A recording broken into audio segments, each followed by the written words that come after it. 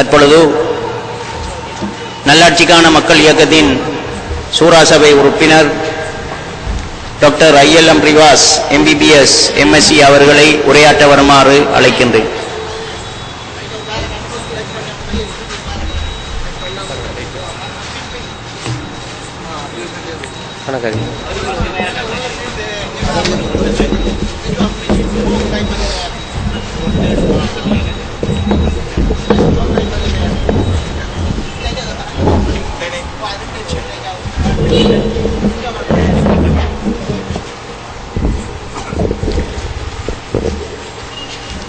أعوذ بالله من الشيطان الرجيم بسم الله الرحمن الرحيم رب اشرح لي صدري ويسر لي أمري واحلل عقدة من لساني يفقهوا قولي ربي زدني علما. நல்லாட்சிக்கான மக்கள் இயக்கத்தின் நாரசபை தேர்தலுக்கான இரண்டாவது பிரச்சார கூட்டத்திலே உரையாற்றுவதற்கு எனக்கு ஒரு சந்தர்ப்பத்தை வழங்கிய எல்லாம் வல்ல அல்லாஹ்வுக்கு முதற்கண் நன்றியை தெரிவித்தவனாக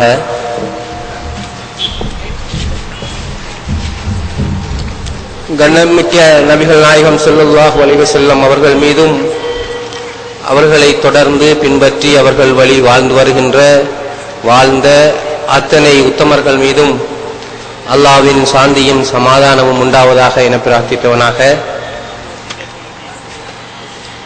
இந்த கூட்டத்திலே தலைமை தாங்கி நடத்தி கொண்டிருக்கின்ற நல்லாட்சிக்கான மக்கள் இயக்கத்தின் சூரா சபை உறுப்பினர் மதிப்புக்குரிய ஆசிரியர் வித்யா கீர்த்தி அமீர் அலி ஆசிரியர் அவர்களே,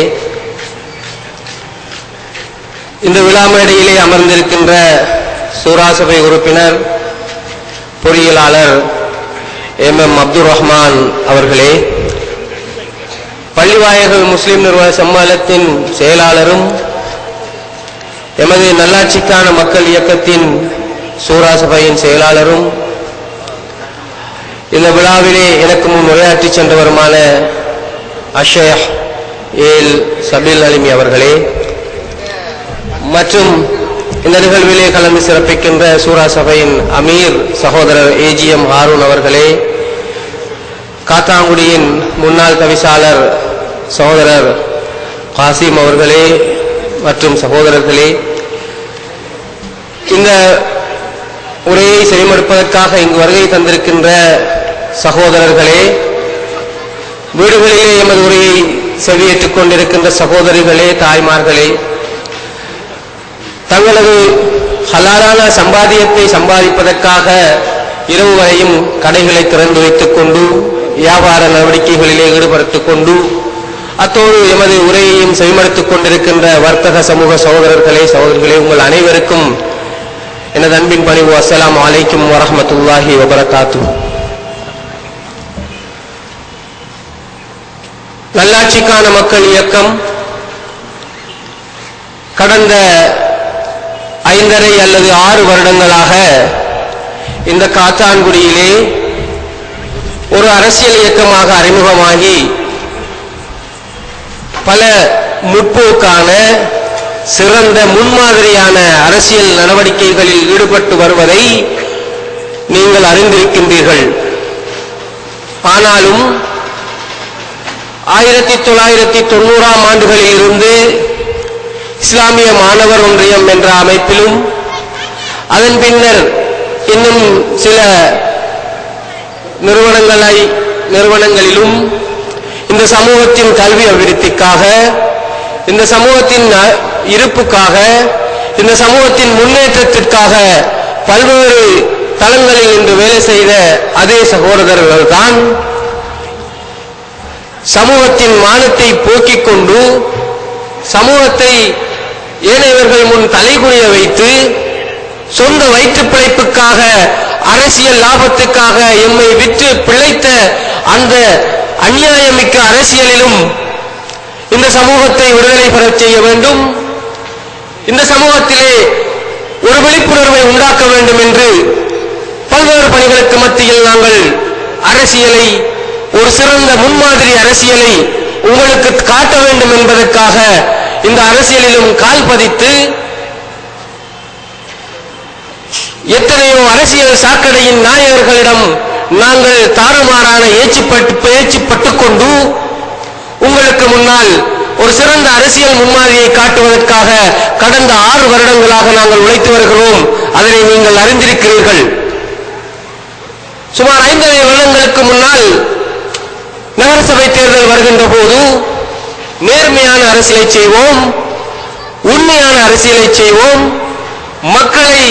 மக்களின் சொத்துக்களை வீணடிக்காத, போஸ்டர்கள் ஒட்டாத, பொலித்தீன் பாவிக்காத, மக்களை ஏசி பேசி துவம்சம் செய்யாத, சகோதரனின் ஹராமான அந்த இரத்தத்தையும் அவனது மானத்தையும் சூறையாடி விடாத ஒரு அரசியலை நாங்கள் செய்வோம் என்று பல அரசியல் முகாம்களில் இருந்தவர்களிடம் இரவு பகலாக பேசி அவர்களது ஒத்துழைப்பை நாடி அவர்களது கால்களை அடித்துச் சென்று நாங்கள் கேட்டபோதும் அரசியல் என்பது அது காட்டு அரசியல் தான், அடிதடி செய்யத்தான் வேண்டும், பொய் உரைக்கத்தான் வேண்டும், சகோதரனின் மானத்தை அவனது தன்மானத்தை போக்கத்தான் வேண்டும், அவனது மூஞ்சிலை அசித்தடித்து அவனது கண்பார்வை இழக்கத்தான் வேண்டும், அப்படியெல்லாம் செய்வதுதான் அரசியல், அதுதான் அரசியல் நாகரிகம். இந்த அரசியல் தெரிந்தால் நீங்கள் அரசியலை இருங்கள், இல்லையே அரசியலை விட்டு ஒதுங்கி விடுங்கள் என்று எங்களுக்கு சொன்னதன் பின்னால் தான்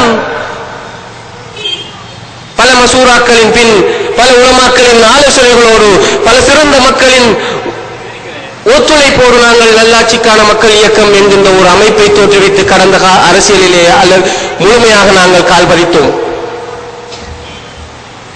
அவ்வாறு உங்கள் முன்னால் அறிமுகமற்றவர்களாக நாங்கள் தோன்றிய போது நீங்கள் தூய்மையான 3223 வாக்குகளை அளித்து 2வது பெரும்பான்மையாக எங்களை ஒரு அரசியல் சக்தியாக விஸ்வரூபம் எடுக்க செய்தீர்கள். அதற்காக உங்களுக்கு நாங்கள் மீண்டும் மீண்டும் நன்றியை தெரிவித்துக் கொள்கிறோம். அன்று எந்த நாகரிக அரசியலை பற்றி நாங்கள் பேசிக் கொண்டிருந்தோமோ, சகோதரன் மானத்தை விற்காத அரசியலை பற்றி பேசிக் கொண்டிருந்தோமோ, சகோதரன் சுவர்களை பழுவாக்காத அரசியலை பற்றி பேசிக் கொண்டிருந்தோமோ, அதைத்தான் அன்று முதல் இன்று வரையும் நாங்கள் செய்து வருகிறோம். ஆனால் உங்கள் கண்களுக்கு முன்னால் நீங்கள் இங்கே கூட பார்க்கலாம் அவர்கள் எவ்வாறு காவாலித்தனமாக இந்த போஸ்டர்களை ஒட்டிவிட்டு சென்றிருக்கிறார்கள் என்று. இங்கே ஒரு அரசியல்வாதி குறிப்பிடுகிறார், ஊழலற்ற தலைமை சமூகத்துக்கு நன்மை, 100% உண்மை. அவர் தான் ஒரு ஊழலற்ற அரசியல்வாதி என்பதை அங்கே குறிப்பிட முடியாமல் ஊழலற்ற தலைமை சமூகத்துக்கு நன்மை என்று ஒற்றையாக சொல்லிவிட்டு கொண்டிருக்கிறார். அவரால் சொல்ல முடியவில்லை, நான் ஊழலற்ற அரசியல் தலைவன், எனக்கு வாக்களிப்பது உங்களுக்கு நன்மை என்று அவரால் சொல்ல முடியவில்லை. அவரது மனச்சாட்சி உறுத்தி இருக்கிறதற்காக நாங்கள் அவரை பாராட்ட வேண்டும். இவ்வாறுதான் ஒரு அநாகரிகமான அரசியலை, காட்டுத்தனமான அரசியலை இந்த சமூகத்துக்கு சொல்லிக்கொண்டு அபிவிருத்தி அபிவிருத்தி அபிவிருத்தி என்கின்ற மாயையை இந்த மக்களின் மண்டைக்குள்ளே போட்டு விதைத்து அதிலே குளிர் காய்ந்து கொண்டிருக்கின்ற இந்த அரசியல்வாதிகள் அபிவிருத்தி அபிவிருத்தி என்று 25 வருடமாக இந்த ஊரிலே அபிவிருத்தி செய்து கொண்டிருக்கிறார்கள். இந்த பக்கம் 1.5 மைல் நீளம், இந்த பக்கம் 1.5 மைல் நீளம். எத்தனை வருடத்துக்கு இந்த ஊரை அபிவிருத்தி செய்வது? நான் உங்களிடம் கேட்கிறேன் சகோதரர்களே, நீங்கள் உங்கள் மனச்சாட்சியில் கை வைத்து சொல்லுங்கள். உங்கள் வீட்டிலிருந்து எழும்பி ஒரு பாடசாலைக்கு, ஒரு சந்தைக்கு, ஒரு பள்ளி வாயிலுக்கு உங்களால் உங்களது தூய்ச்சக்கரத்தை விரித்துக் கொண்டு அல்லது உங்களது மோட்டார் பைசிக்கிளை எடுத்துக்கொண்டு நிம்மதியான ஒரு வீதியால் இந்த 25 வருடங்களாக நீங்கள் அந்த இடத்துக்கு சென்று சேர்ந்திருக்கிறீர்களா? நான் உங்களிடம் கேட்கிறேன், நீங்கள் சொல்லுங்கள். உங்களால் சேர முடிந்திருக்கிறதா? இல்லை. எத்தனை வருடம் ஒரு வீடை ஒரு ரோட்டை போடுவது, எத்தனை வருடம் ஒரு கட்டடத்தை உடைத்து உடைத்து உடைத்து உடைத்து கட்டுவது, பெருநாளைக்கு உருப்படுவது போல் ஒவ்வொரு வருடமும் வீதி போடுகிறார்கள். 60 கோடி செலவழித்ததாக தம்மட்டம் அடித்துக் கொண்டிருக்கிறவர்கள் இந்த ஊரிலே ஒரு அபிவிருத்தியை காட்டட்டும், மக்கள் பயன்பெற்ற ஒரே ஒரு அபிவிருத்தியை காட்டட்டும். இந்த மெயின் வீதியை சொல்வார்கள், அது ஜப்பான் அரசாங்கத்தால் போடப்பட்டு கொண்டிருக்கின்ற ஒரு அபிவிருத்தி, அது இன்னும் முடியவில்லை.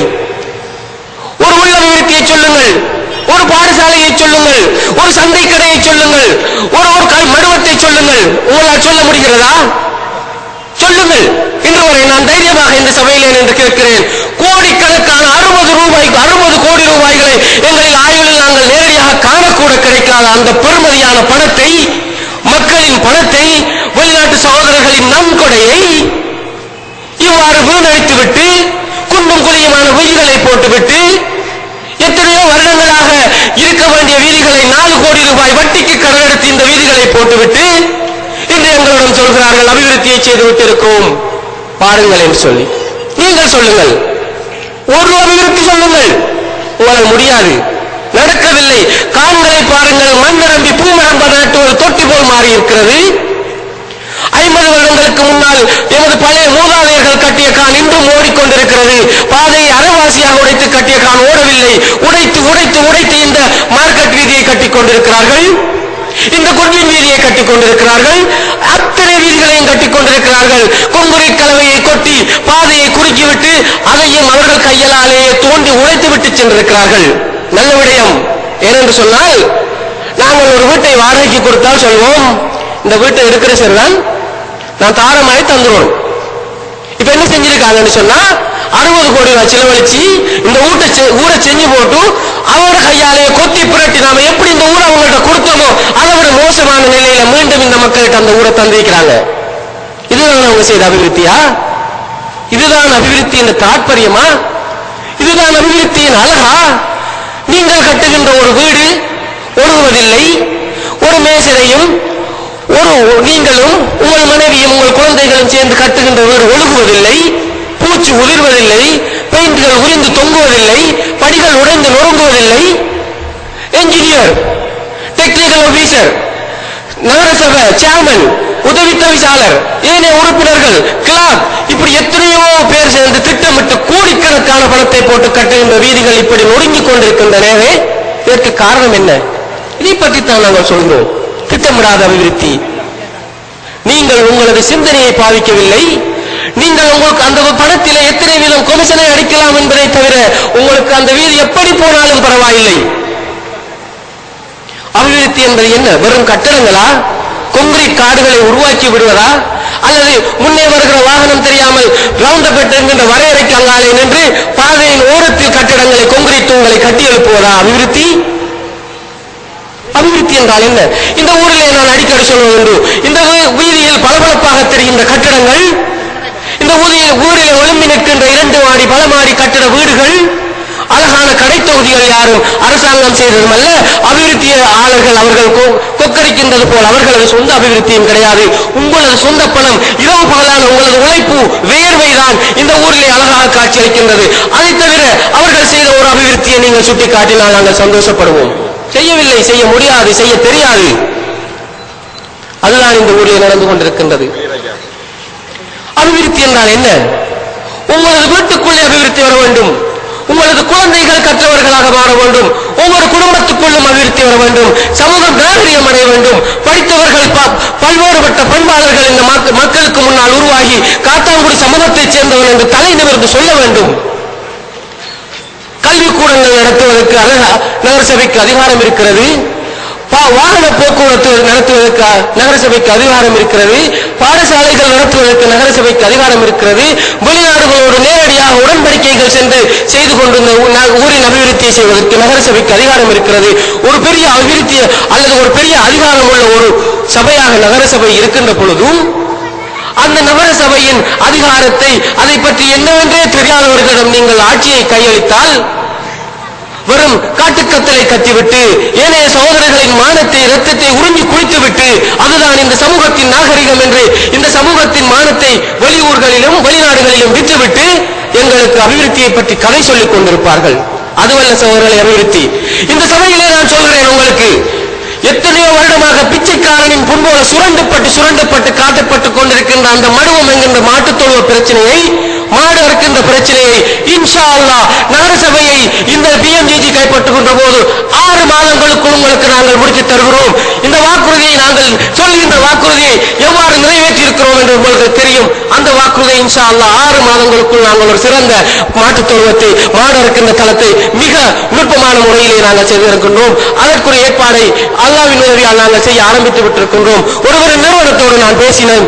அவர்கள் 2 மில்லியன் ரூபாயை உடனடியாக தருவதற்கு எங்களுக்கு தயாராக இருக்கிறார்கள். அவர்கள் சொன்னார்கள் ப்ரொபோசலை தர சொல்லி. அது சம்பந்தமான ஆராய்ச்சிகளில் ஈடுபட்டு பார்க்கின்ற பொழுதுதான் இந்த மாடு இருக்கின்ற இடம் என்பது எவ்வளவு பெருமதியான இடம் என்று எனக்கு விளங்கியது. உங்களுக்கு தெரியாது, சுவீடன் நாட்டில்